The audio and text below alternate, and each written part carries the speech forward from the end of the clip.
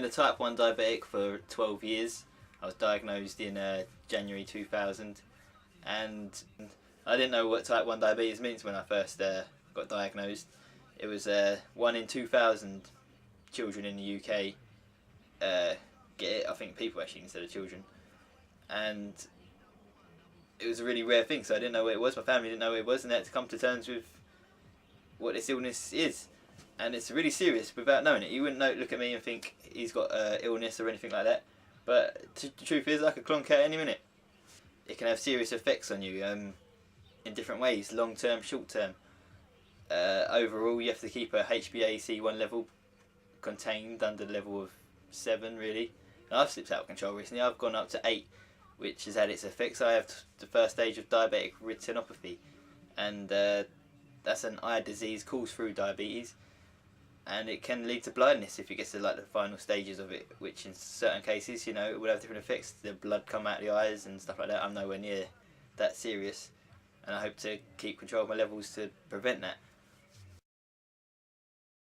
Like feet diseases and, you know, gangrene, all kinds of ulcers.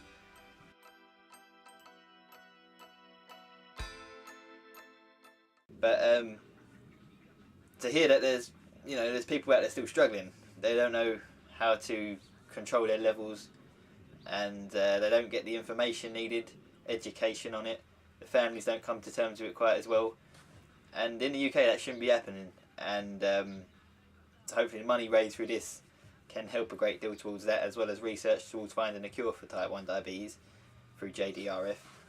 And you know, I've heard some bad things over the years as well, like other people as bad as losing their lives, girl age 14 losing their life. So you know, that shouldn't be happening, and that's what I'm running for. I mean, I've done well, I've been training a lot. I've kept myself fit, which helps to control diabetes levels. Especially the past year I've been out of training. I've had my injuries, but I'm back now. And in the week I trained, I ran to Greenwich Park, and it was a long way. It was about 12 miles each leg, so 24-mile run roughly speaking. And I've done that in 2 hours and bang on 2.5 hours. So that's pretty good running. Probably my best ever timing. And I've had my joint injuries and they're still there. And on top of that, I went back to Thanet, which my best record for the 29-mile run was 3 hours 1 minute in 2008. And I've somehow managed to pull myself back round, and I beat that. I've done it in 2 hours 51. So that's Olympics, eat your eye out.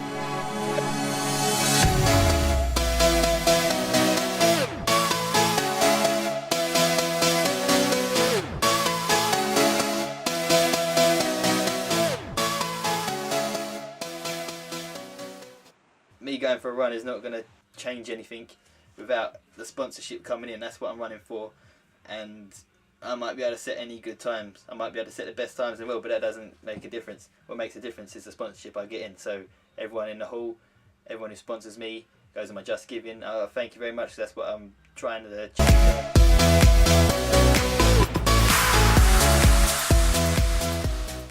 This next run is Hastings to Brighton.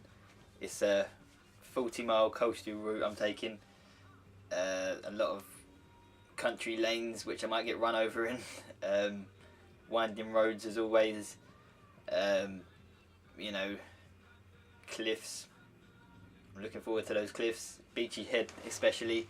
530 feet above sea level, which is quite a way up, and a lot of people commit suicide around Beachy Head. This is quite notorious for that. I think once I get up them cliffs I might join them. But well, I'll contemplate it, but I'm sure I want to finish my run instead. And it's going to be painful. It's, you know, I'm not looking to set a time, I'm just looking to finish. And it's certainly a big challenge I'm going to set myself for one day, but I think I've shown in training that I'm quite fit, and hopefully with the, you know, the protocols, I'm not going to fail, I'm not going to give up. So unless something happens, I have a low and hit the floor quite hard and cause myself another scar, I'm pretty sure I'm going to finish it. So hopefully you can come along and support me if you're about. That's on Saturday the 14th of April, Hastings to Brighton.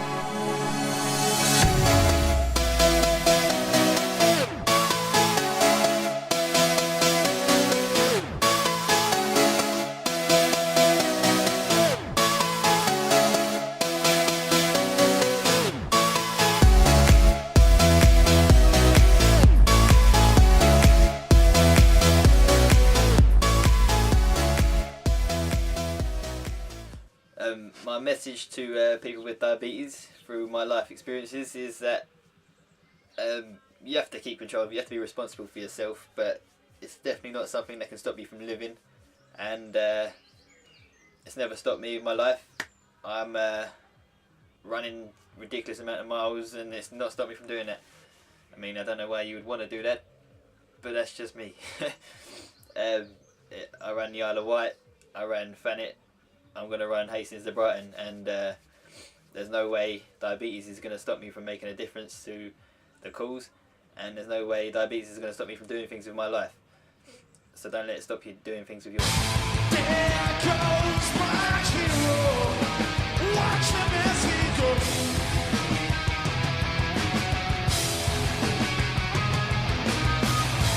There goes my hero. He's acting everywhere.